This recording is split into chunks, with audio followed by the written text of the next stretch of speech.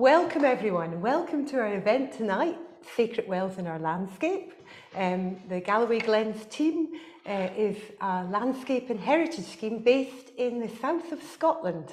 And we're coming to you tonight from the heart of the Galloway Glens, which is a stunning area of landscape if you haven't been here before, and steeped in heritage and very, very beautiful. Tonight we're going to have three speakers talking. We have Professor David Monroe, we have Peter Hewitt. Peter's going to join us via Zoom, and we have Claire Williamson. So we have a geographer, a historian and an archaeologist to talk tonight about Wales. Just wanted to mention our next event in our Hidden Culture programme, which is in 2 weeks' time. It's called Amorous Couples, Place Names and Steampunk, and it's an event run by the DAMP group. It will be unmissable. I highly recommend it. So, Professor David Monroe is a historical geographer with a passion for landscape. And he is also writer in residence for the Duke of Buccleuch at Drumlanrig, and he's travelled from the Arctic to the Antarctic and everywhere in between. So I'd like to introduce Professor David Monroe. Jan, hello. Can I start by thanking you for the invitation to join you all this evening? This is a really special event. I've been coming down to Drumlanrig Castle in Mythsdale to work for the Duke of Buccleuch now for about 12 years. And my main interest has been to enhance the narrative of the estate, not just the castle and its immediate surroundings, but also the much wider landscape of Mythsdale. And it's an absolutely fascinating landscape. What I've done is monthly travel down from my home territory in Kinrossshire, it's a 100-mile drive, and I will explore landscapes using all sorts of resources, many of which you will find in the castle.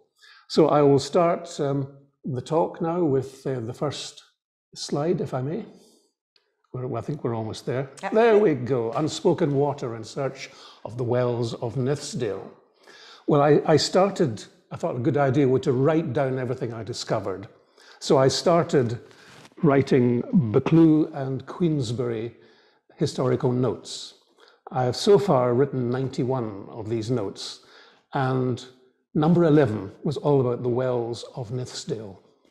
And this started when I went for a walk around the back of Drumlanrig Castle into the Boggery Woods, and there I found this delightful well. It's quite small. It sits in a basin, a man-made basin. It has a wonderful flora of liverworts and mosses. And it's in fact a designed landscape created, and I think named after the 5th Duke's wife, Charlotte Anne. And it's called the Duchess Well. And that gave me the notion that perhaps I should start exploring the wider landscape of wells in Mythsdale. And so I started to use all sorts of resources, including, of course, the first edition Ordnance Survey maps of Mythsdale. There was a whole set of hard copy maps of this series, published around about 1860. And here we are looking at the Goldstack Well, which is close to the farmsteading of home of Drumlanrig. And it notes in the first edition the Druidical circle. So I'm guessing that there was possibly a connection between the well and pre-Christian, prehistoric communities in this area. And I pursued the whole process of exploring the wells in the landscape by starting with the Ordnance Survey plans, and then moving on to look at the most wonderful collection of estate plans you can ever imagine, hundreds and hundreds of estate plans in the archive at Drumlanrig Castle. And then to add oral tradition to that, local histories, and finally, in the next slide, going out into the landscape and actually trying to find some of these wells. Now, you might imagine that I'm finding the Duchess Well everywhere, that type of well. That's one's archetypal notion of what a well should look like. But this was the common sight. Often you would trek a long way, not in this case, but you would trek a long way, and you would find a bunch of pipes or a cistern or rushes or a muddy hole in the ground. So that tells us something. There are actually fewer wells that survive to the present that are actually still used to any great extent. If they do exist, they have been transformed because of land use change or because of the need to pipe water for feeding cattle or the farmstead. So Golstadt was an interesting one. It was very close to Drumlanrig, and it gave me an idea of what not to expect in the landscape as far as wells are concerned.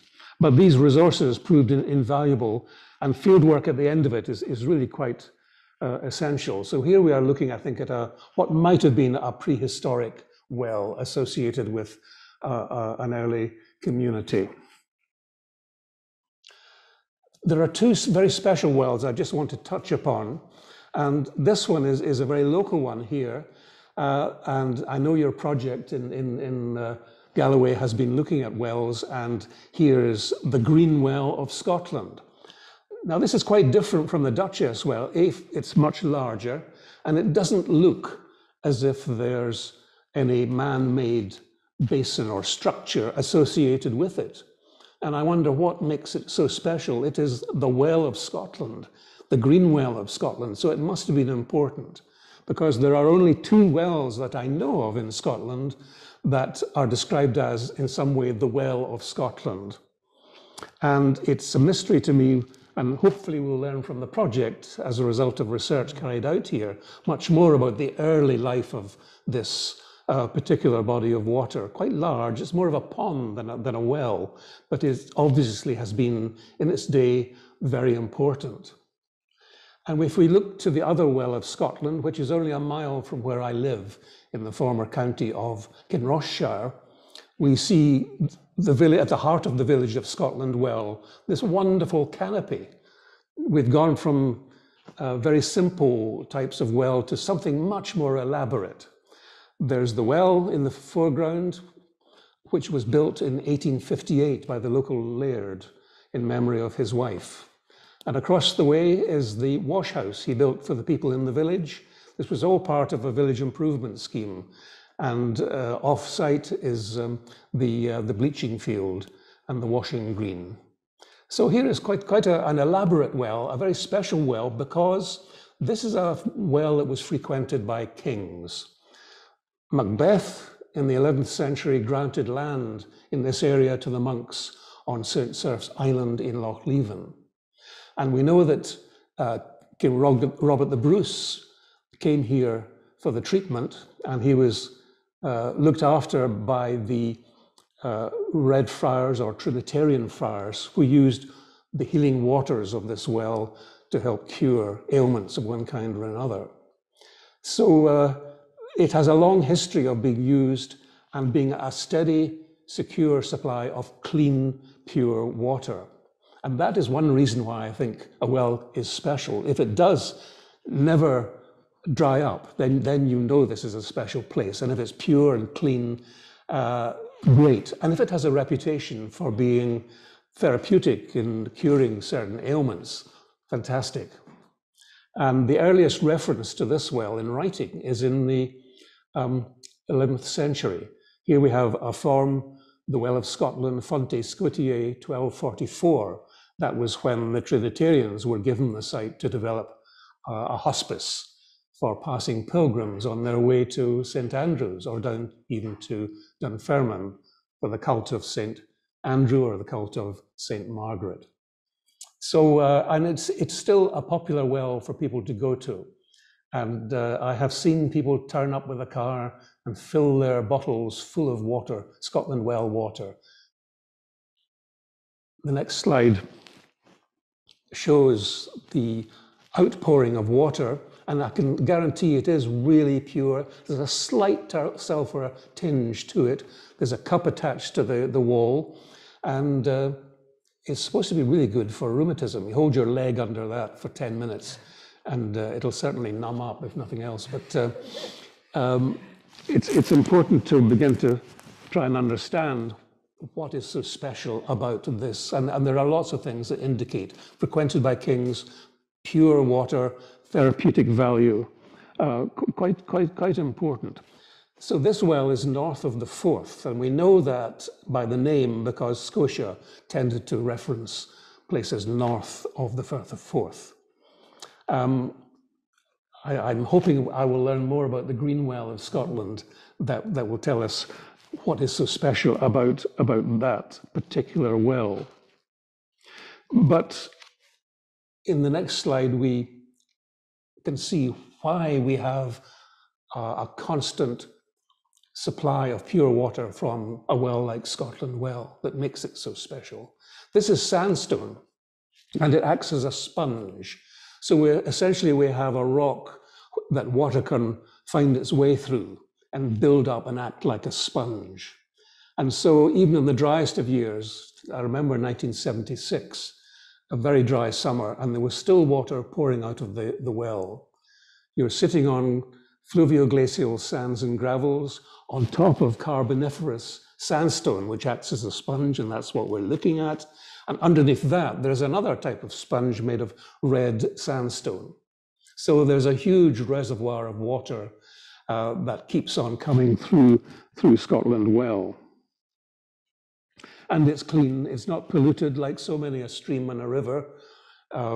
This is an ideal place for people to get good, clean water. And that is important because fresh water is fundamental to life on Earth. And at the moment in the world, there are 1 billion people who do not have access to fresh water to drink or to use for sanitation and hygiene. So people throughout history have been looking for fresh water because it is fundamental to life. If we look into the basin in the well at Scotland Well in Kinrossshire, we see the water bubbling up through the sands at the top of the picture. But we also can see lots of coins.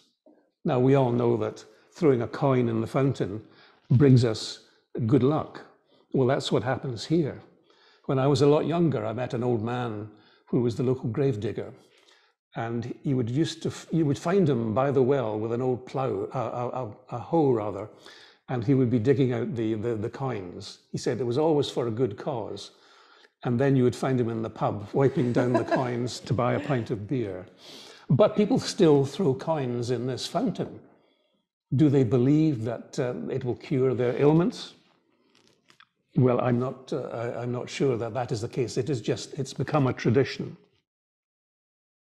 So water constantly bubbling up, coins still thrown into this very special fountain. And water, I think, always has, from wells and natural springs anyway, it's always been something that's been held with great reverence. And the tradition of offering gifts to the guardian spirits, the water spirits, has been with us from early times. Not always coins, sometimes tokens, but mostly in the form of clothing or textiles or ribbons, even small ribbons. And these were often placed at a special time in thanks to the water spirits. And here we are at a famous well in the north of Scotland in the Black Isle called the Clitty Well, the Clitty being the cloth that's hanging up in the trees here. So how many Clitty wells are there in Scotland, and are there any down in this part of the world? I don't know if you've discovered any in Galloway, but the next slide shows us one that I've discovered in Mythsdale in Dumfries. It's in Traquair parish, a short distance south of Dumfries, not far from a place called Cargan, a farm called Cargan. And here you see a basin, a man-made basin with an outer ring of stone, somewhat similar in some ways to the Duchess Well, which we started out with. So here is a well that's dedicated to a saint, St. Kieran. Now, you may never have heard of St. Kieran. He's one of Scotland's minor saints, and he was a follower of St. Ninian, and this well is dedicated to him. And we know that people have been putting offerings into that well for a long, long time, because it's been excavated by archaeologists who have found all sorts of tokens and so on in this well. And there was a paper written by a chap called Patrick Dudgeon in 1892, and he was writing about all the recent finds from that well. He had about 400 years worth of bits and pieces that he dug out of the well, and wrote a paper in that year, 1892, for the Proceedings of the Society of Antiquaries. So if we wander over to that well and look into it, what do we see? We see St. Kieran staring up at us in this metal carving. I was quite shocked when I first saw this. It came as a surprise. But obviously this well is appreciated, and some artistic people have put this into the well to engage us with the story of St. Kieran. But is this a Clitty Well we have here? Well, the next slide should indicate that, in fact, it is. Here are some ribbons that people have been hanging up by the well as a thank you, probably placed there on St. Kieran's Day, which is the 9th of September. So here's the one and only Clitty Well that I found when exploring the wells of Mythsdale, a great find. And it's well signposted, so it is worth visiting if you can get the chance. The early history of wells in prehistoric times resulted in various rituals being undertaken at wells, principally at midsummer. But when we come to Christian times, the Celtic Church initially, there are a number of wells that are dedicated to saints who take over the powers of the old water spirits. This isn't banned completely by the Celtic Church. They're happy to run with it.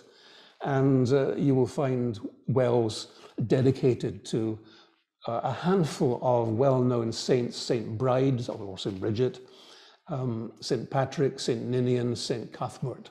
And the Lady Well. The Lady Well in the last slide, yes, there we go. The Lady Well is to the Virgin Mary, and there are many wells right across the country named My Lady's Well or the Lady Well. And what's interesting about this one at Glengar in northwest Benpunt parish is the names that have appeared in the fields. The Lady Well Park and the South Lady Well Park. And this is where these old maps come in. Here's a wonderful, beautiful map to look at, and full of information. It's by William and his son David Crawford, and they were working in this area in the 1820s. So a very attractive take on the microtoponymy of that area. And here is St. Bride. If you travel up to Sanquhar, you will find St. Bride's Well. It's difficult to find because the railway turned up and that almost destroyed what there was of the well. But we know of traditions associated with this well. On May Day, the Beltane, there were 9 maidens in the parish who would turn up with smoothed stones, and they would place them at the well of St. Bride. And this reflects the old story of the 9 virgins of St. Bride. And unfortunately, it's sad that we can't see the well anymore. I think it's under a stone right by the railway side. It was one of 2 or 3 that I looked at that were possible contenders. So sadly, we don't have that well with us, and it's like so many wells that have virtually disappeared with modern developments. And there's St. Bride in the corner. Now, this is it's not very exciting map to look at, but it's full of interesting detail. This shows us the Trinity Well. It's in Morton Parish, and this is the only reference I can find to this Trinity Well. And we know from Marion McNeill's writings that at the Trinity Well, those with with problems with sanity were taken to the Trinity Well, and they would walk round it 3 times, once for the Father, once for the Son, once for the Holy Ghost, and then they're immersed in the well. And throughout this, there is silence. And this is getting us into the great tradition of the unspoken waters. The tradition, very much a Scottish tradition of, say, crossing a river, maybe carrying a coffin to the graveyard, and nobody speaks. They take water back from the stream back to the house, sprinkle it on the bedclothes, and that will hopefully keep disease away from the household. But there are various different versions of this notion of unspoken waters, and I found 1 or 2 in this area. And in the next slide, we go from Vernon's basic map of the 1740s to a chap called H. Stitt, very much a local man. There are lots of Stitts still around in these parts. And here's a map he drew of Auchennight Farm, and it shows the Dhu Loch, sometimes spelled D-U-B-H, it's the Black Loch. And here is something that's more of a small lake or a pond rather than a well. But here we have the tradition of the unspoken waters. And these waters from the Dhu Loch are supposed to cure anyone who's suffered from witchcraft, whether it be a cow or a member of the family. And if you can't get there yourself, you send somebody off to the Dhu Loch with a pitcher. He will fill it with water, but once he's done that, he's not allowed to put it on the ground. And he has to turn around to go back home, and he follows the sun. He turns sunwise, and he has to give an offering, a thank you offering, a piece of ribbon or something associated with the cow, and he has to throw it over his left shoulder into the loch. And then he starts to walk back with the water, which will be the cure. And he will talk to nobody en route. So everybody will know that he's been to the Dhu Loch. And you find this story told in the old statistical account, a very good source, along with the OS Names book, which you can find online these days. A Legend of the Dhu Loch by George Smith, who was a local minister, wrote all this up in the new statistical account in the 1830s and 40s. And that's the Dhu Loch today. It's been silted up over the years, and trees have seeded and grown in there. There's still lots of water, but it's not quite the Dhu Loch it used to be in the days of people being worried about witchcraft and so on. Now, the Celtic Church was overtaken in the 11th, 12th century by the church based from Rome, the Roman Catholic Church. And they took a dim view of this heathenish practice of well dressing and rituals at wells until they discovered that this is actually quite useful in promoting the cultures of St. Andrew and Margaret and so on. A nice little money earner. Come and visit the well on Midsummer's Day or Beltane or the Lammas and take the waters for your whatever cure you're looking for. So this practice does continue until, largely in Scotland, the Reformation kills it off. These described as heathenish practices. The St. Kieran's Well falls into that category, and the presbytery have been wagging their finger at people going to the well, but hey, they're still going there several hundred years on. So this type of well dressing is mostly found in England these days, and it adds to the notion of the new type of user of the well coming to visit a resort, a spa. They come for the treatment, not in a sacred sense so much, but in order to get some sort of health treatment. And if you remember back to that slide which had a piece of rock from which the well, Scotland Well, provides water, it had little brown flecks. And these brown flecks were iron. And that gives you the taste of the ferric taste that you get from many of these wells. And here is one of the most interesting of the spa wells, the Duchess Well up opposite Sanquhar on the other side of the River Nith. And this developed in Victorian times as a spa, but you can see the water pouring out has left all this iron deposit, the brown deposit on the grating there. This is easy access, a short walk up the side of the Duchess water, and well worth visiting. And that was developed to attract hopefully a tourist resort visiting clientele, because the weaving and the carpet making were all dying out in that neck of the woods. But sadly, it never really worked. Another place nearby that had high quality, chalybeate, iron-rich water was just up the road at the farm of Rigg, the Rigg Burn Well. I ripped my trousers and fell over several times finding this one. And here's the remain of a slab that used to be on top of the well. But there is a description in the old statistical account of a chap who was discharged as incurable from Carlisle Hospital. He heard about the water up here being so good, came up, he parked himself as a guest with all sorts of people who probably fed him well. And after about 8 months, he was cured of his disease, and he put it down to the water. So at least somebody liked it, somebody found it of value.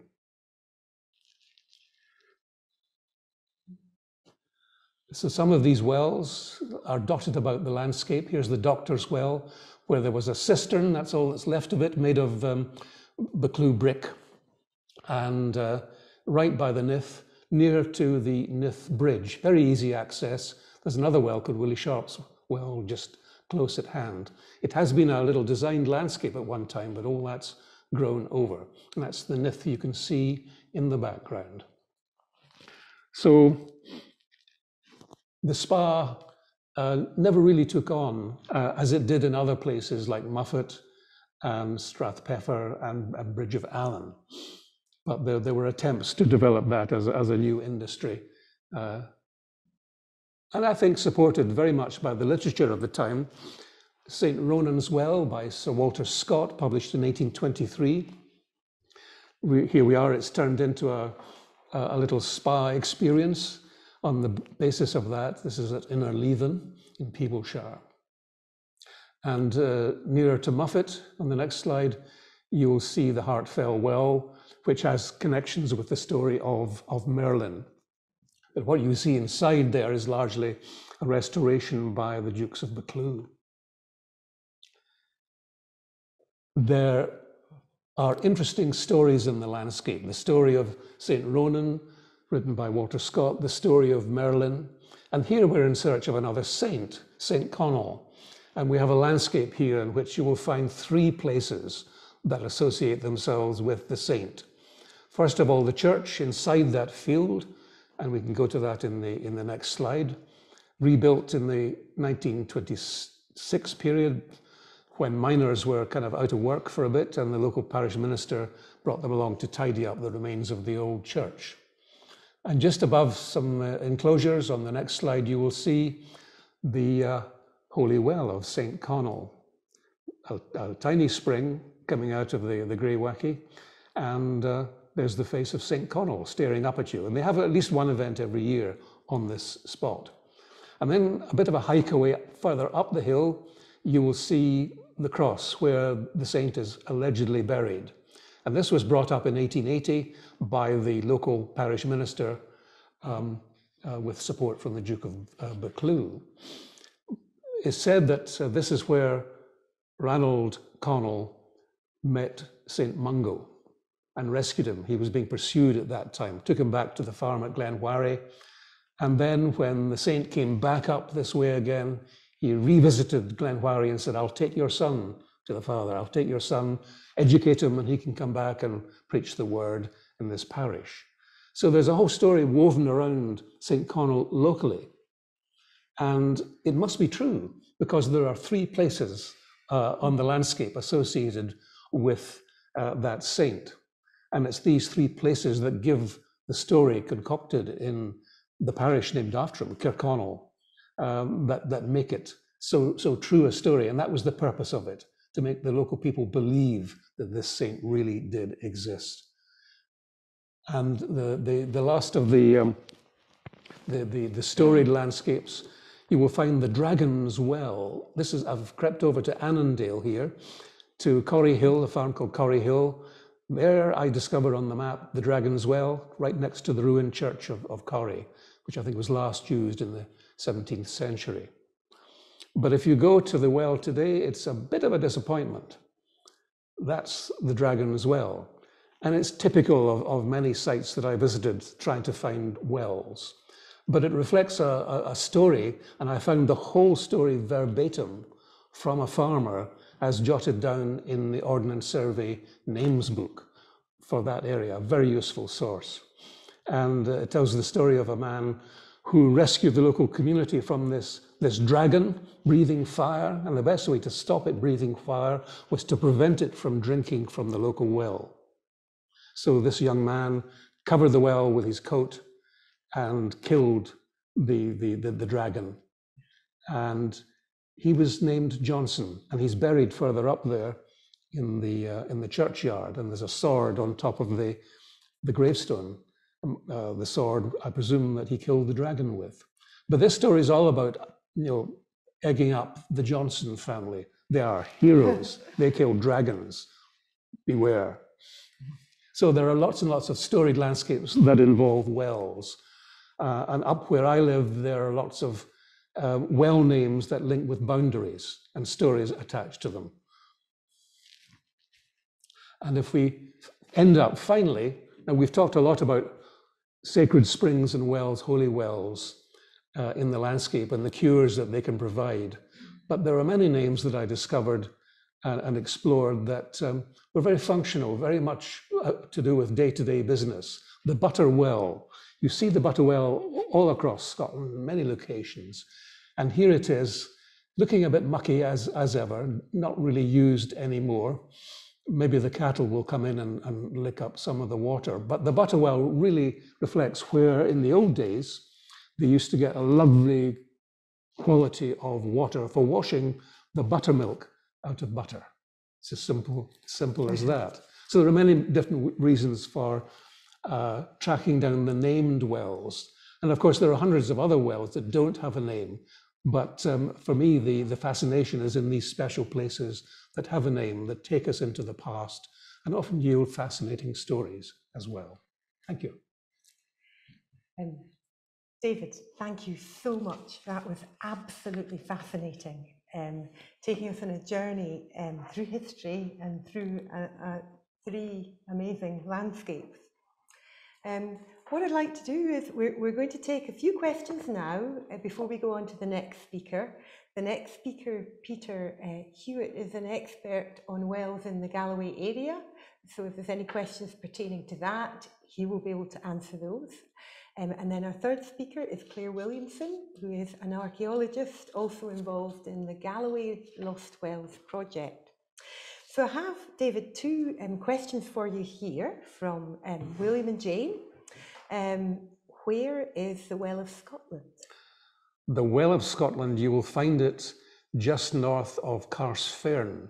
So not really far from where we are at the moment. And if you go up beyond the village, there's a bridge where the road crosses the river, and you can find a space, hopefully, to park your car about there and walk a little way up, and you can look down on this sacred well.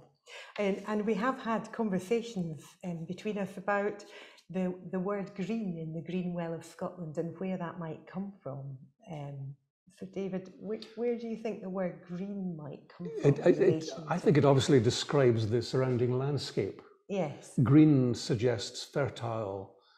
Water has been used to make it so. Yes. That's just hazarding a guess. Yes. But hopefully somebody will be able to tell me exactly. Yes. And it's worth going back into some of the early documents like the Register of the Great Seal, etc., to find references to wells like this with names like that, and get a clue to, just like the well at Scotland Well. Scotland Well. There's a wonderful trail of very old references that look at the name as it changed over 1,000 years. How fascinating, how fascinating. We also have a question here from Moira. I should say you can put questions in the Q&A box on our Zoom format, and we will try and pick those up during the evening.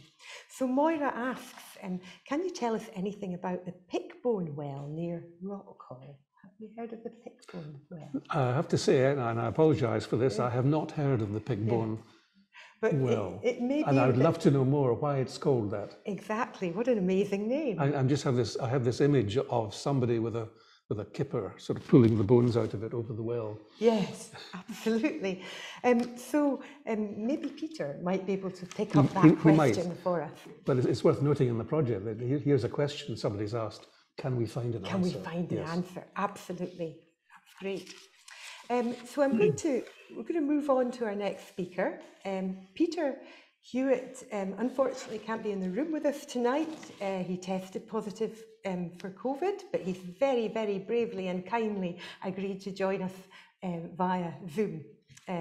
So Peter's a museum officer with with Dumfries Galloway Council. He's founder of the Folklore Museums Network, an organisation that advocates the use of folklore and tradition to interpret museum collections. He's got an interest in wells that was sparked by an old lady in Derby who took him to a secret well hidden in an urban landscape, in fact. And Peter is also convener of the Lost Wells of Galloway project, which is run also with Claire Williamson, our third speaker. So I'd like to introduce Peter Hewitt. Yeah, thank you so much for inviting me, and thank you to David for that really interesting perspective and the sort of geographical factors that underpin much of our sort of cultural experience of wells. I just want to sort of use my time. Again, thank you for the invitation to kind of think about what we've learned really from the Lost Wells of Galloway project, which is still ongoing. You know, it's always there. People can contribute to it. And I guess I just want to sort of begin by taking the title of the talk, Sacred Wells. And yes, indeed, we have found sacred wells in the Galloway Glens area. For people who don't know exactly where that is, that sort of runs from Carsfen near the sort of Ayrshire border, really right down to Kirkcudbright along the River Dee. And the first slide shows a kind of a panned back image of a sacred well, a well, green, mossy, verdant well dedicated to St. Ninian. David mentioned the sort of the state of wells in much of Scotland, the very kind of bedraggled. They don't seem to be cared for very well, and I want to sort of go into some of the detail of why that might be the case. But what's interesting about this well, St. Ninian's well, is that it's possibly a pre-Reformation well, and it's possibly have been kept up by a Catholic family in Galloway, the Glendinnings or the Glendonnings, however you choose the interpretation, the spelling, and it may have been associated with a local chapel, and this is actually a really rare example in Galloway to find a well that's been kept up in use by a Catholic family, because there was such a strong sort of uprooting of Catholicism in southwest Scotland, and we'll get into that a bit more. But this well, a beautiful spot, again found by a participant of the Lost Wells project. So a sanctuary of Catholicism really in the heart of Galloway, and therefore probably a location that was kept secret potentially through until the 19th century. So there's a kind of an air of lost beauty and wonder about this well that is really, really good to have sort of rediscovered and popularized this one again. So the Reformation, the influence of Reformed thinking specifically sort of Calvinism and later sort of covenanting politics in Galloway. It's crucial really to our understanding of the state of wells in our region. But before that, let's kind of like consider the old ways, if you like, the old ways of well use prior to the Reformation. What were people doing? Well, I suppose you have sort of the mainstream religious use of wells, the Holy Well, like this one, St. Ninian's Well, as a site of pilgrimage. It may have been on a pilgrimage route to a larger centre like Whithorn. It was probably used as a centre of a site of spiritual reflection, nourishment, and of course healing, so long as that was done within a kind of a meaningful scope of the church. It's a place too where the worship and intercession of saints was deemed possible. So that's the religious side of things. Offerings, of course, were made under certain circumstances as well. But there's also the kind of, and interwoven into that, the unorthodox practices that occurred at these places too. And they ran parallel, I suppose. And so we start then to think of wells as places of kind of monetary and spiritual transaction, gifts left for saints or whatever you thought existed there, spirits of place, genus loci, and left there for future favors received or blessings. We learn also, of course, from comparative anthropology, looking at a global perspective, that wells are sort of almost universally seen as places where ancestors can be contacted. You go to places like Central America, Japan, India. These are places, wells are places, watery places are places where the dead reside and can be contacted. So perhaps this universal idea manifests in Scotland and Galloway more specifically in the sort of places of fairy faith, where fairies can be contacted, where they can be perceived. And of course, we find a fairy well. Again, as part of the Lost Wells project, we found a fairy well in Galloway, not far from Kirkcudbright. So divination as well. Divination, receiving hidden or occult knowledge about the future or about a problem you might be having. This was all possible if you performed certain rituals at a well. And David mentioned a sort of the kind of rituals that were being performed. And this kind of relates to the idea really that wells are liminal places.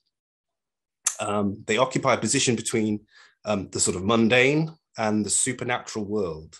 The idea that these are the sort of entrances to the underworld. Literally, these are openings in the ground, and therefore places of spiritual awakening, potentially, places where the underworld, the world beyond, is communicated to your mundane reality. So you may be able to perceive knowledge there, but also danger. But these are potentially dangerous places too. So to put more simply, that the old ways of well use prior to the Reformation, these are directly informed by nature. And this was generally seen, nature was generally seen as something that was alive and dangerous, also vital, embedded into the religious practices of most people prior to the Reformation. It's really interesting, in fact, that whenever water was extracted from wells to be used in holy rites by the church, they would exorcise the water. So, the idea that the Catholic Church had this, that the water was potentially cleansing, but it was also inherently evil in a way, and needed the church's rites to purify it. So the pre-Reformation practices, which had been encouraged and nurtured by the church for hundreds of years, all of a sudden they become marginalized and at worst criminalized during the Reformation. And it's particularly strong in Scotland. And what's unique, I think, about Scotland, and this was brought home to me when I was doing a talk as part of the Festival of Folklore, and I had a couple of I have to say, esteemed Holy Wells people as part of the audience there who were based in England. And I was telling them all these stories about ghosts and things like that associated with wells, and I'll get onto that in a minute. And they were saying that, there's so much of this in Scotland and hardly at all any of these sort of really strange esoteric ideas associated with wells generally in England. And why is that the case? Well, it's because I think that the old ways that we've been talking about, the divination and the dead and all this kind of stuff, it kind of continues as part of mainstream culture in England. And you have a kind of halfway house with Anglicanism, which kind of allows well use to continue, but also kind of filter out slowly. But in Scotland, it's a very abrupt end.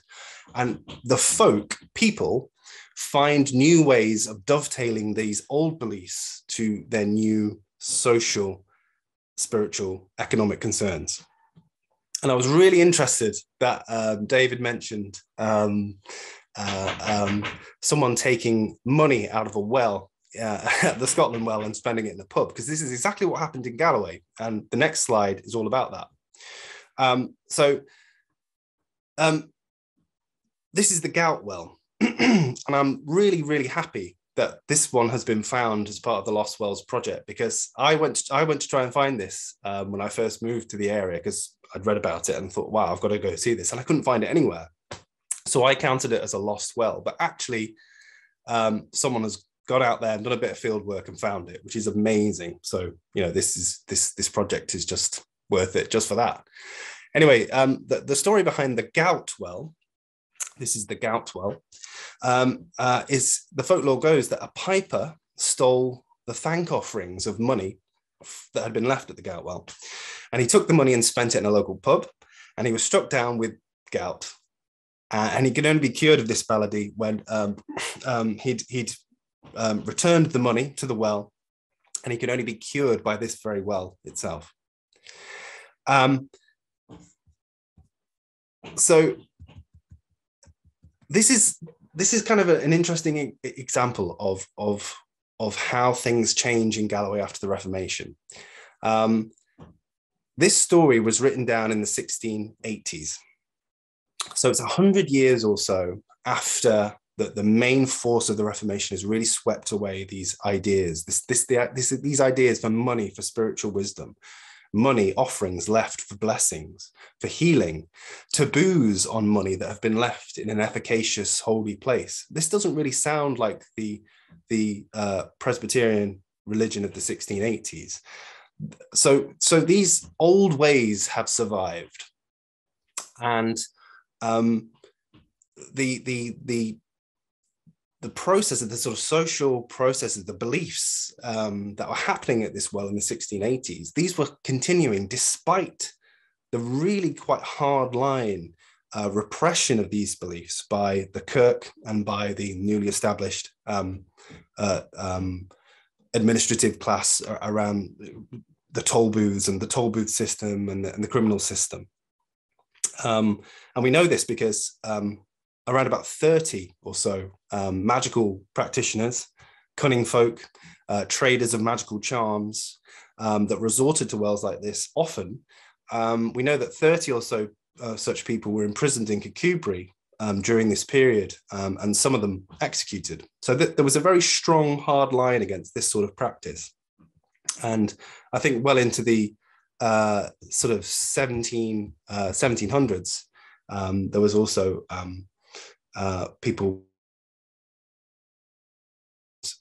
for resorting to these places. So the folklore of the Gout Well reflects wider changes in society and in religious practice, but also sort of shows threads of continuity to the old ways that we've talked about. Now, the Covenanters, a hugely important group of social cultural group in Galloway. They've had a huge impact upon the landscape of Galloway. So their fastnesses in the wilderness, the hills, their meeting places, but also their wells. And there's one grim example of one of their wells from the Castle Douglas area, which is in the next slide, thanks. Some people seem to be saying they can't see the slides, is that right?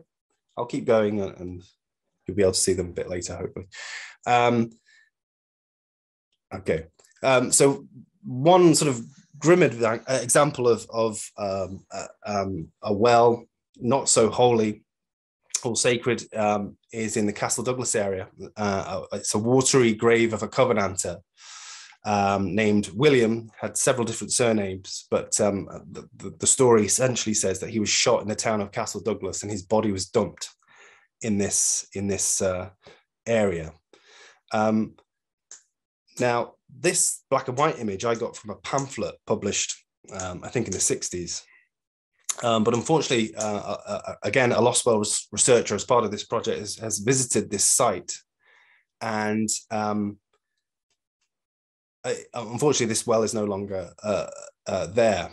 There's an aperture there. You can see stones, you can see water coming out of it, but it's no longer there. It's either, it seems like it may have fallen foul to farming, ploughing. So again, another part of this project, I think, hopefully long-term part of this project is to keep alive the memory of these places, their folklore, and also to maybe create an environment, a policy environment where these wells can be re-established or cleaned up, or maybe taken into community ownership. So it's something to think about. Now, the next slide, I want to mention this fairly quickly, because I know I've only got a few minutes. This is the Black Morrow's well in Kirkcudbright. And the story goes that Black Morrow, who was said to be a gypsy, a Saracen, a Moor, that is a black Muslim or a Muslim of Arabian origin from Africa, was terrorizing the district of Sandside, St. Mary's Isle, and Bombay, just south of Kirkcudbright. Now, speculatively, this story is dated to the 15th century, but in truth, we don't really know how old it is. Now, the story goes that Black Morrow committed outrages on the people of this district, a brigand, murderer, ne'er-do-well living in this region. And the young son of a laird, William McClellan, wished to get his father's lands back that had been recently attainted from him. And he was unwilling or unable to fight Black Morrow face to face. So McClellan laced the well, which unfortunately is no longer, again, it seems to have dried up, laced the well next to Black Morrow's camp with strong liquor and hid in the trees close by. When Black Morrow drank from the well, he fell intoxicated, and McClellan came out from the trees and cut off his head.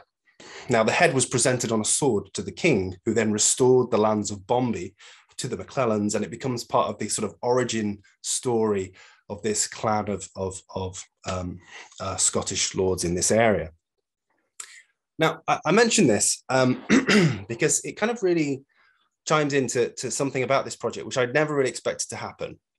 So in 2014, I found this great interview as part of the Regional Ethnology of Scotland project. And David Devereux of the Stewardship Museum, where I now work, interviewed a local man about his childhood recollections on Black Morrow's well in the 60s when he was a boy. And I'm just going to read this out, if you don't mind, because it's only a short thing. And he says, and the interview went like this: "Oh, Black Morrow, that was the one. He used to scare the living daylights out of me down at Sandside.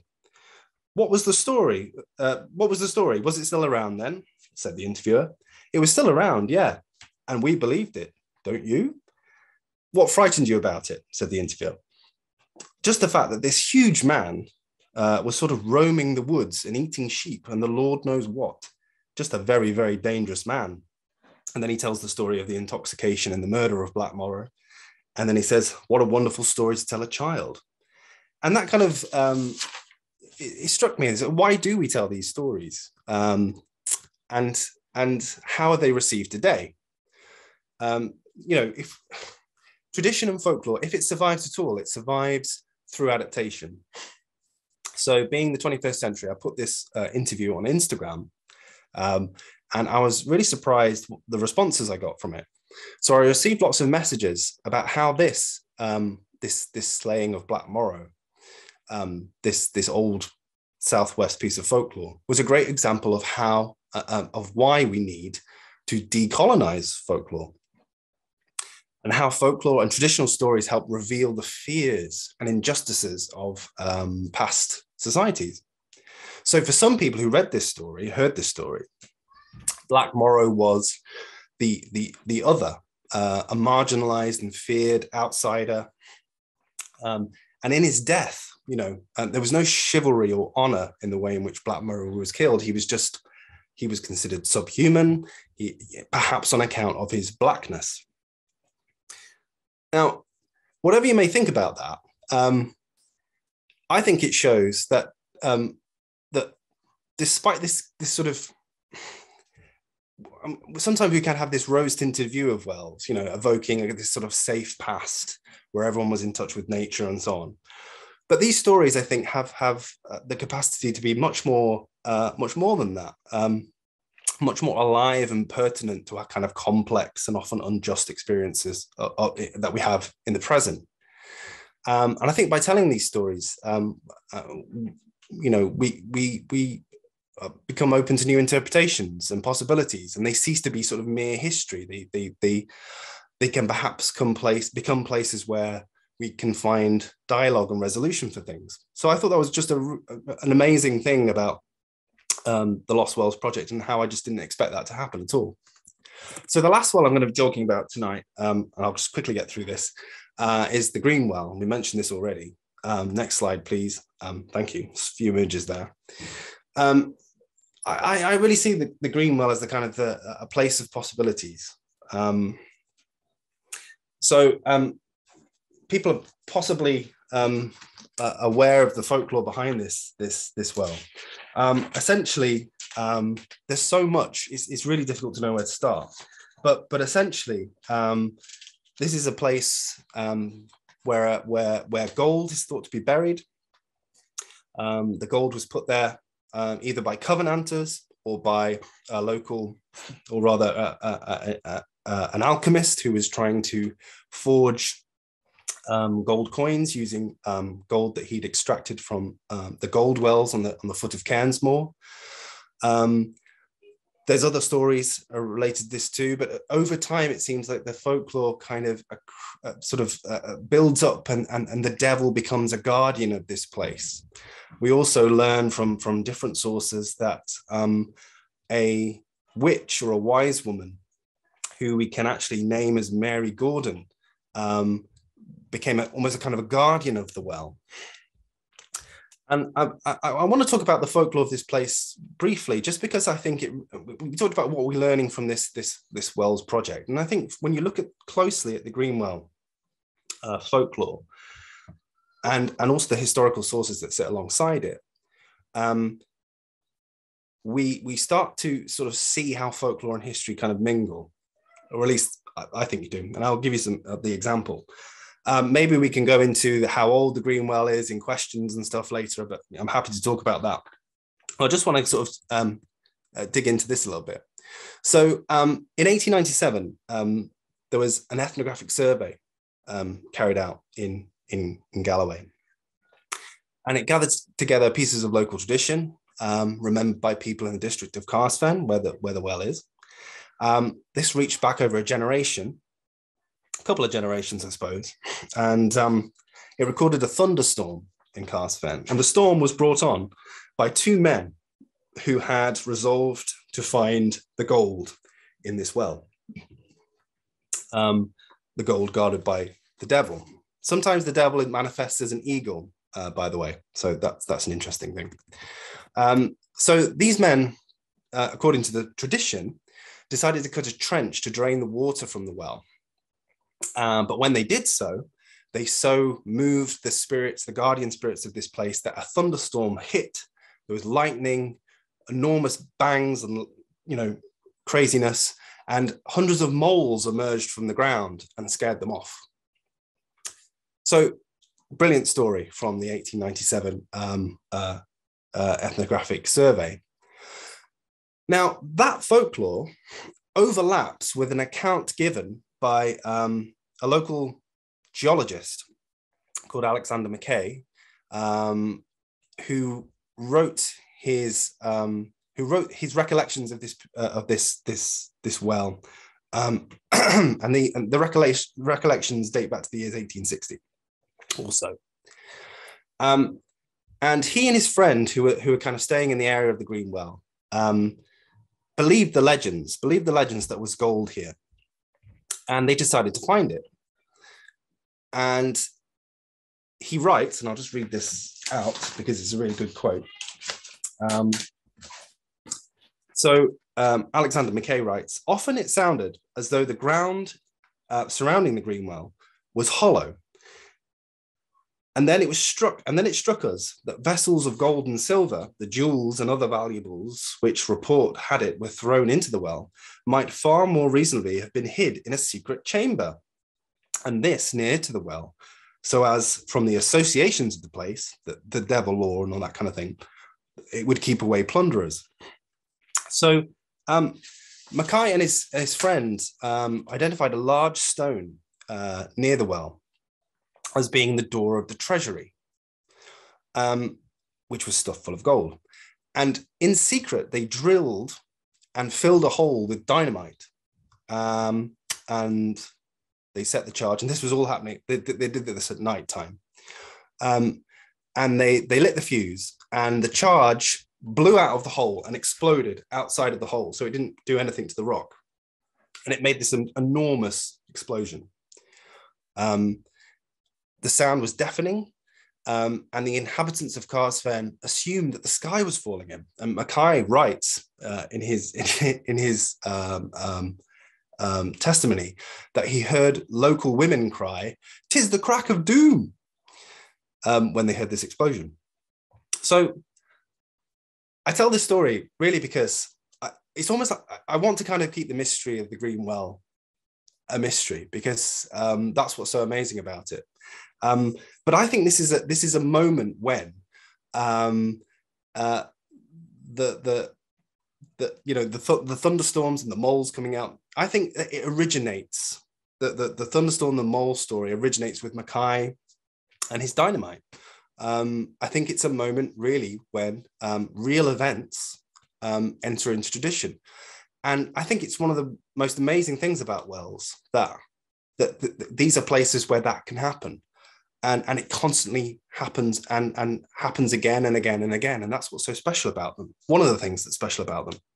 We've not even talked about the healing properties of the well and all the other great stuff that goes on here.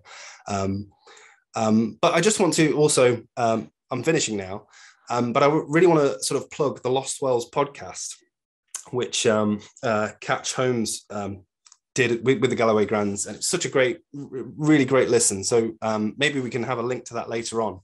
But if you want to know more about the Greenwell, listen to those episodes, because there's an interview with someone who's lived in the area and has some really amazing theories about what the Greenwell means and the significance of it, relating it to the black goddess of the River Dee. And yeah, that's me. I think I've finished. I can't think of anything else to say. So thanks very much for listening. And yeah, thank you. Peter, thank you so much for that presentation. It was absolutely fascinating.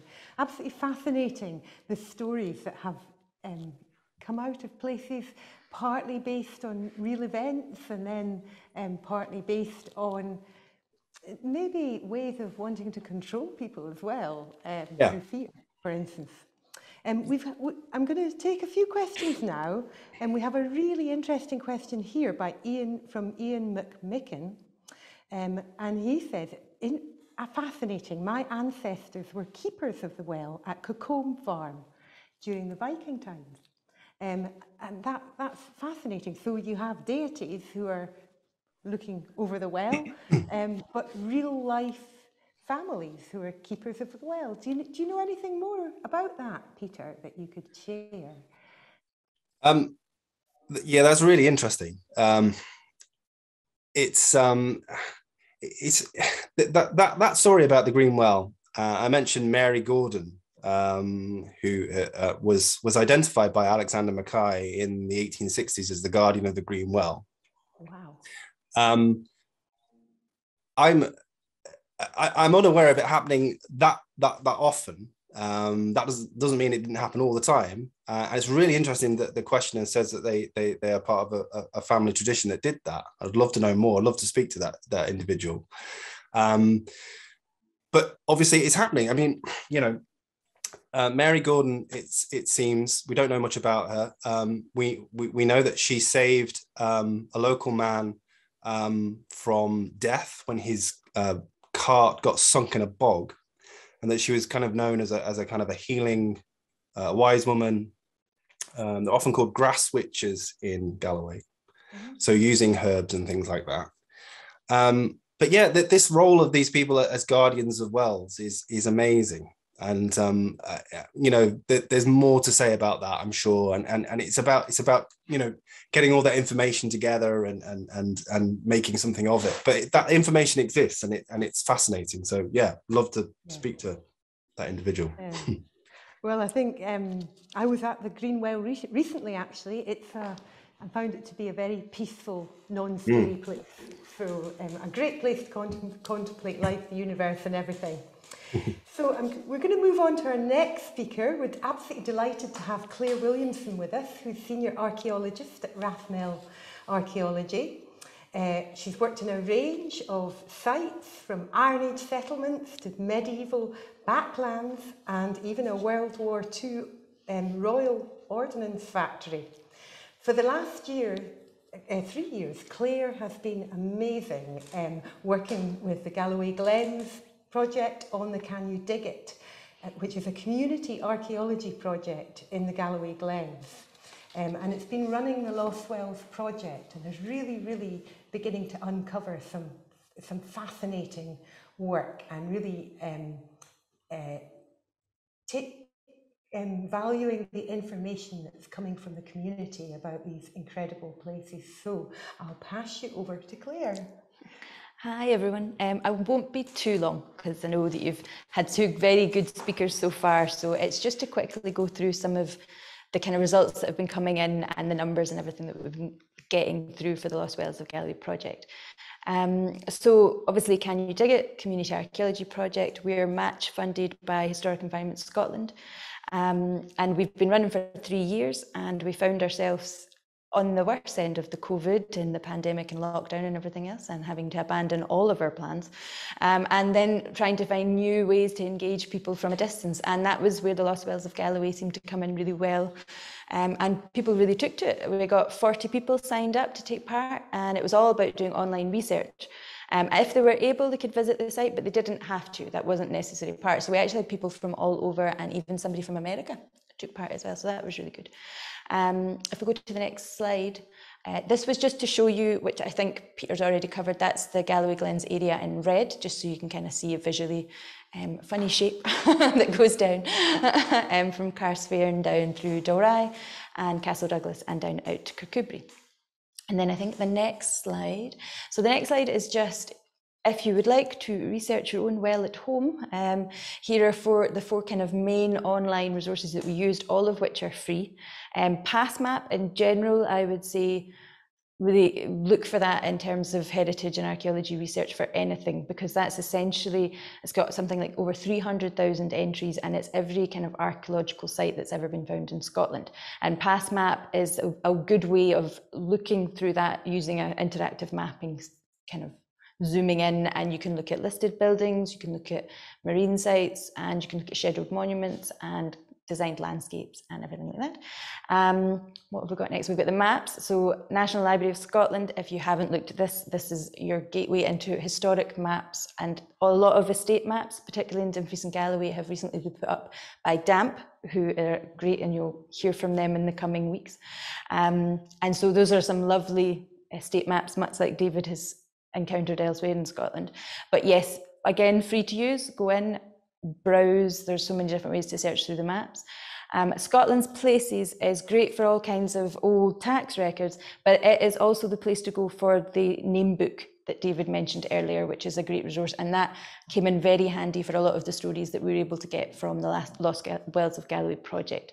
The name book, I can't remember if David said too much, but the name book is essentially, it was during the original surveyors from the Ordnance Survey in the kind of mid-19th century went round and also wrote down kind of information that was told about every name that they got, so every farm, every location, and the wells were included in that. And that also included a lot of folklore stories, as well as who was living there and who used it. And it's a lovely resource. And there's even the odd one that I've seen, they included a little sketch, because they obviously got a bit artistic, but it's very lovely. And sometimes as well, you can even tell the kind of opinion of the person writing them, which is nice. Not always complimentary, I think, but it's quite fun. And finally, obviously, is the Galloway Glens place names of the Galloway Glens database, which is a great resource because of, what is it, 2,500 names, I think, that's on it now. And that equally, that has information from the name book and also the mapping and everything like that, but it also looks into the kind of different elements of the names and where they come from and the different languages that are represented. So those are 4 good resources, but there's a lot out there. So just look kind of like the statistical accounts, things will come up in surprising places, but those are 4 good ones to start with. If you move to the next slide, and so this is just to show you the results that came in from the Lost Wells project. I've got numbers in front of me, so I'll just read them. We got 66 named wells in the end, 45 named pools, because we opened it up to all kind of named watery features, because they all had a bit of a story behind them. And we also got 60 named coastal sites, and 133 unnamed wells, because people were really good at plotting everything that they found, which was great. And we had around 15 or so miscellaneous, like waterfalls and fords and things, which I've not included, but they will all be included in the final results. And it's just to let you know what's going to happen with those results. Currently, there's a massive spreadsheet that I've been typing it all into, and they will all be getting submitted into the Dumfries and Galloway Historic Environment Record. Now, this means that they'll be stored there, they'll be accessible for the public, and also that they will be used as a kind of guide for influencing future planning decisions. So essentially every council has their own council archaeologist, and they will look through what potential there is against every planning application that comes in, that its potential to meet archaeology, and then obviously they will search through their own database, the HER, see what there is in the area, and that will help them. So now they will have all of the records of our wells. So just the next slide as well, please. And so this is just to focus on the named wells. And to be honest, I think this has been amazingly covered by both David and Peter. And in those 66 named wells, we have got a little bit of everything in Galloway Glens. Obviously, we've got some earlier healing wells. We've got rumbling and slot wells, and that seems to be people making offerings. And what is lovely about them is the rumbling well is for people that feel unwell, and the slot well is for animals. So because it's obviously quite a rural area, that was for your cattle. So you would collect some water, take it back, bathe your cow, and then give them a drink of the water as well, and that was supposed to heal them. And the offering in that instance would be the harnesses from the animals themselves. We've got Saints Wells, as Peter discussed. We've got lots of folklore stories. Greenwell has a lot of folklore, and the Black Morrow Well, and various bits. There's also a Deals Well, and that's the one that's a wee bit out with the area. Because what it is the shaded areas, we gave everyone a kind of 5-kilometre map square to look at, and it overlaps and it's a bit scattered about, because we really wanted to go with what people were interested in looking at as well. So as long as we covered the Galloway Glens area, we then kind of scattered about. And I think it was William that sent us one that was the Deals Well, which is a way out in Glenluce, just because it was quite a good story, because apparently there was that was kind of had a wee poltergeist, I think, as well. And it's then tormented by the devil, and the devil threatened to throw the woman into the well. So yeah, they had turned away a beggar, so they hadn't thought that through, I don't think, and he'd cursed them apparently. So, and then, so we had that. We've Saints Wells, which I think we've discussed as well, and we've got a commercial spa well, which is the Lochinbreck Well. That became kind of popular through the 18th century, and that's over near Lauriston, and it was like a circular pavilion. And you'll probably say anything more about that, but that's the one that was, did Robert Burns write poetry there and things like that, and McLaughlin Harper made it kind of popular. It was a popular haunt of his as well, and that was part of that big commercial, which, although it was a much smaller scale than what you had kind of at Moffat Spa or Strathpeffer Spa up north, it was going strong. It was really popular. And then we've even just got more local stories. We've got Covenanters, we've got local history, but then we've just got kind of fun things.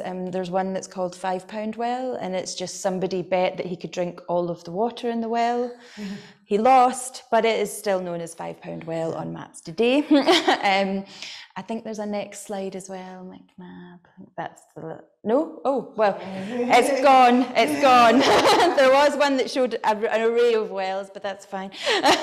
Just to show all the different styles of them, because they do range from ponds through to the nice stone lining that you saw with the little altar of St Ninians, and then also kind of natural springs. The Rumbling Well is actually just a natural spring that comes out of the base of a bank. I think, let me just check. Oh, yes, I'm forgetting that I just wanted to say from all of us a massive thank you to everyone that took part, because it was 40 people signed up, but actually other people sent through social media, engaged with it, and they emailed through other information. It's been amazing going through all of the results, because you've put so much hard work into it that it surprises me every time I look through them, and it's amazing. And thank you. And yes, we'll be in touch hopefully with how everything's going. But yes, I think that's me. I think the work that you've done with the community on this is so valuable, and just recording all those amazing sites and places for the future. So I think it's just incredible work, Claire. Really, really exciting. So we're going to invite David to join us again, and Peter, and we've got a few more questions here. I'd like to give the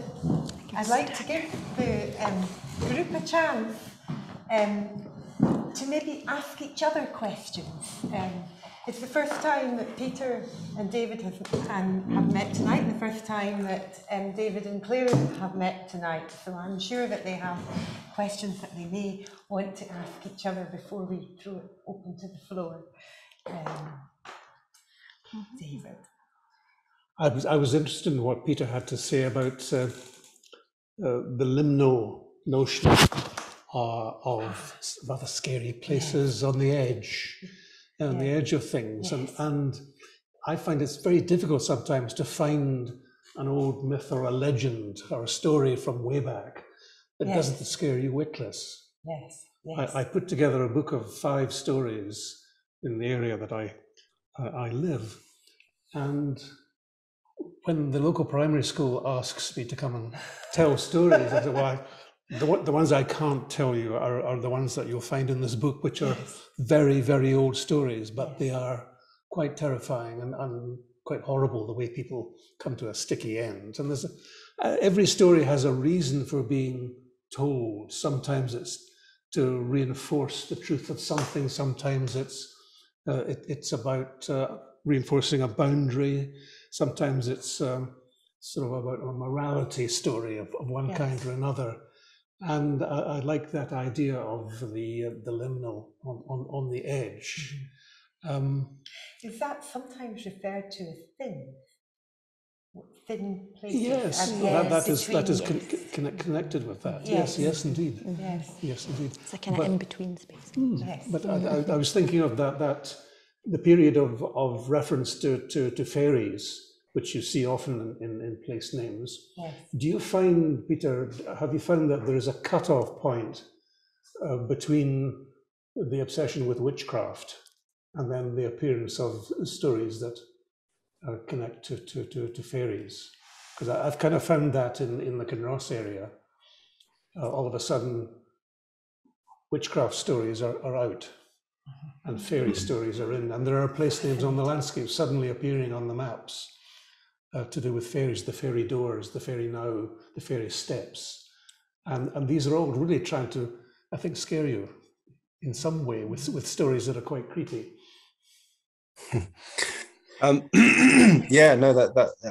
an interesting question there. And I think absolutely there is a transition from witchcraft beliefs into fairy beliefs, and sometimes the other way around as well. I mean, you know, the idea that, you know,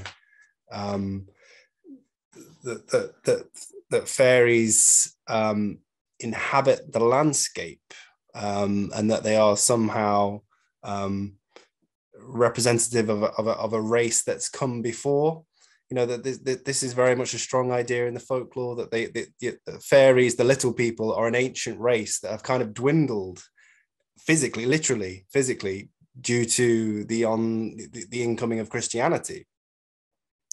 And you know, when you find, and when country people recorded in the 18th, 19th century find Neolithic arrowheads in fields, they're called fairy darts or fairy arrows, because they relate to those old people that lived before, or those animated, those individuals, numerous people in the landscape that are seeking to hurt your cattle, or you know, and there's still this idea, and it's very, very well recorded in Galloway, that those people lived here before.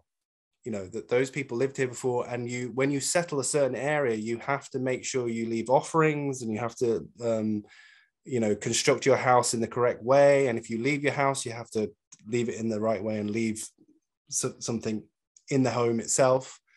And it's this idea that these people occupy the landscape. So this, just going back to what you're saying about sort of witchcraft thing, these ideas of these ancient people living here, that they kind of then become part of the witchcraft beliefs, you know, that you have to protect your cattle from witches and fairies, you know, because I think witchcraft does become such a major thing in the sort of 16th, 17th century in Scotland. It becomes, you know, like terrorism or something, you know, it becomes such a fascination and worry for people.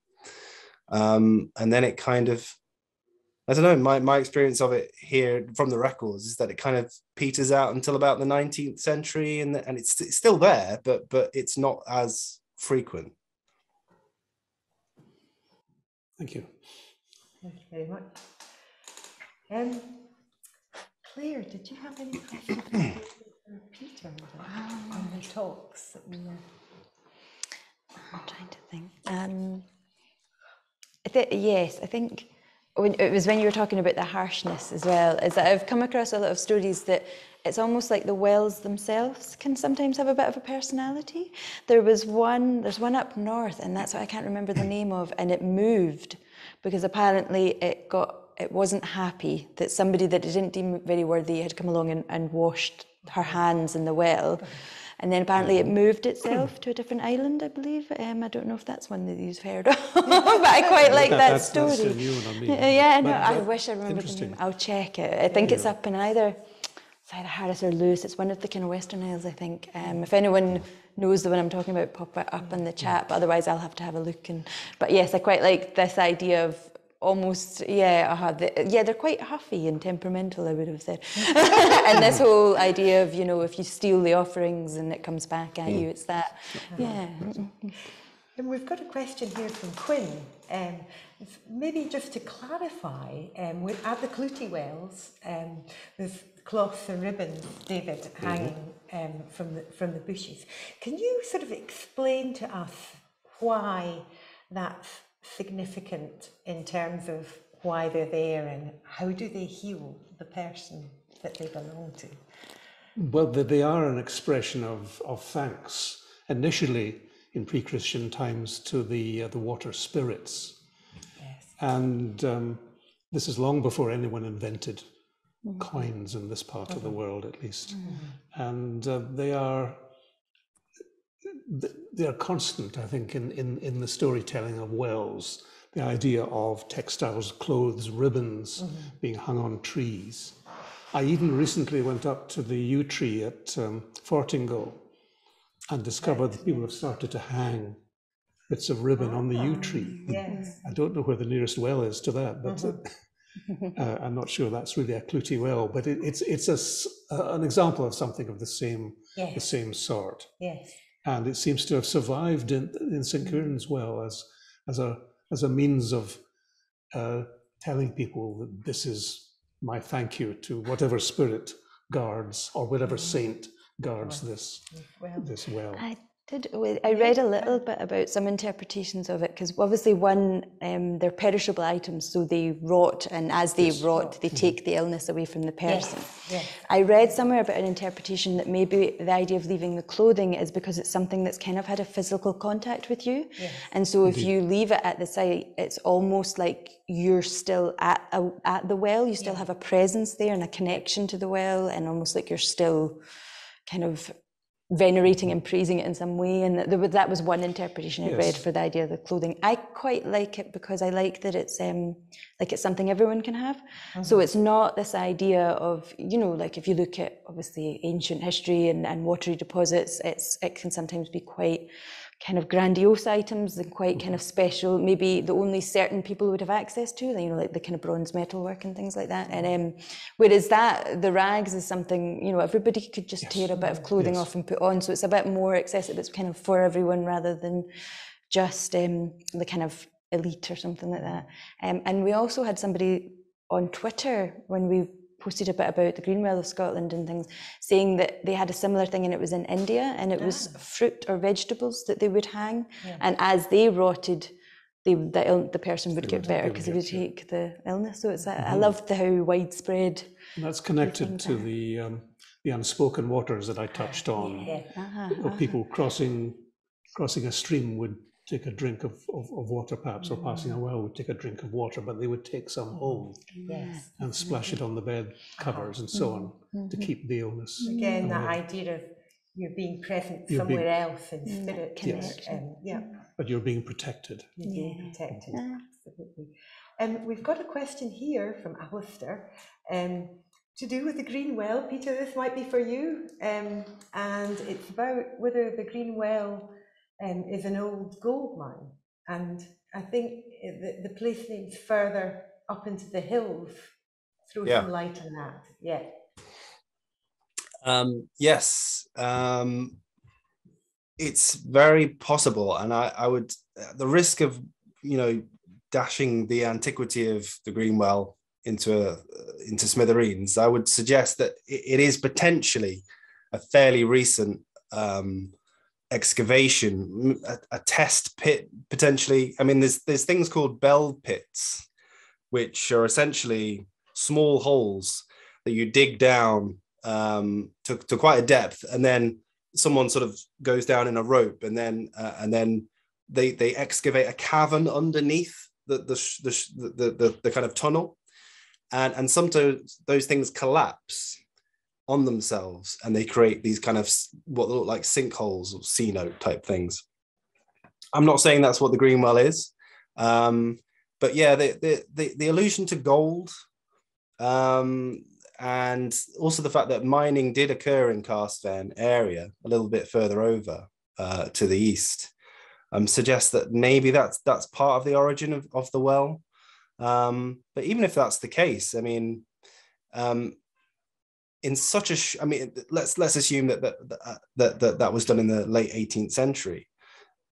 The amount of folklore that's accrued around that well since is just unbelievable, unprecedented almost. I would say for you're in kind of like Silbury Hill, Stonehenge area, in terms of the amount of stories you have about it. I don't know how old the well is. No one really knows. A wonderful article about holy wells in Galloway was written in 1915, and it was published in the Gallovidian. And the person who wrote that, who seemed very in the know about all this sort of stuff, made an off-the-cuff remark that, it's really, it's a mine shaft. It was done recently, and he said it in that way as if he's like, yeah, everyone knows that, But if everyone knows that, I think that would be more widely known and accepted, because it's not widely accepted, I don't think. And I don't know what the rest of the panel think, but I think the mystery will continue until someone does actually drain it, or so we'll see. But a gold coin has been found there. It was found there, and it's in the possession of a local family. So who knows? Maybe it's true. I was interested, and again to throw this out to the panel, that during the Reformation, David, you mentioned that the rituals around wells came to an end. Do you think there's any connection between that and getting people into a church building? That there was a kind of it wasn't acceptable for the people to be worshipping God in the landscape, that somehow had to be.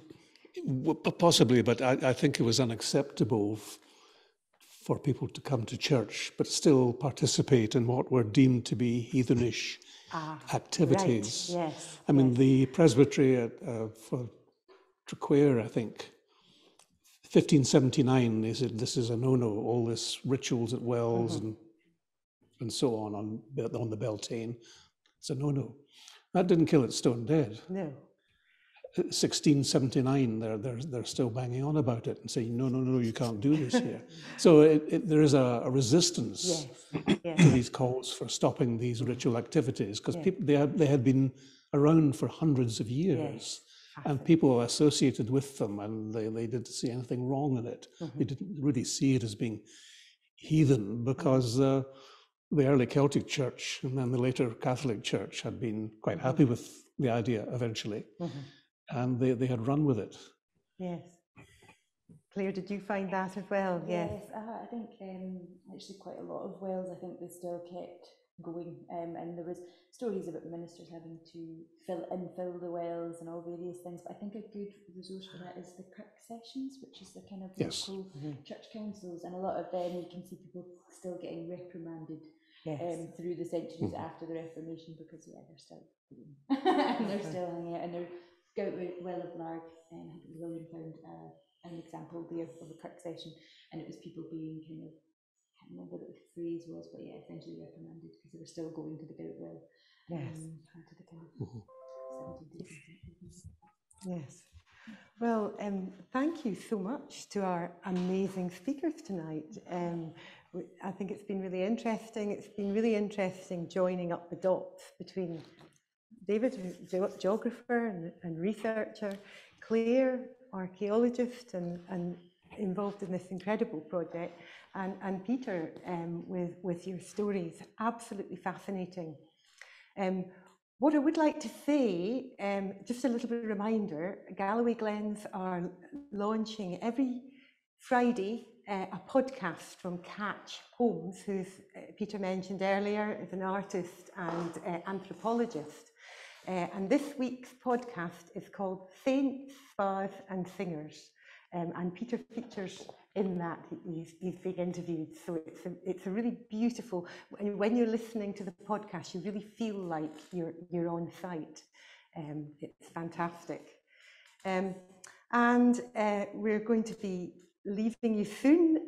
Again, thank you to Peter so much for struggling along with COVID to join us tonight. I think it's just almost like a reality check for all of us in relation to our own well-being. And I wonder if there'll be an increased interest in the healing power of wells going forward. And Peter, I hope you're drinking out of St Bride's Well, where you live in Bridekirk. I'm sure that will help. Again, thank you everyone for joining us tonight, and keep an eye on our Hidden Culture programme, Galloway Glens Hidden Culture programme, which runs into May. And we'll really look forward to meeting you again then. So thank you very much, Claire, and thank you very much, David, and thank you very much.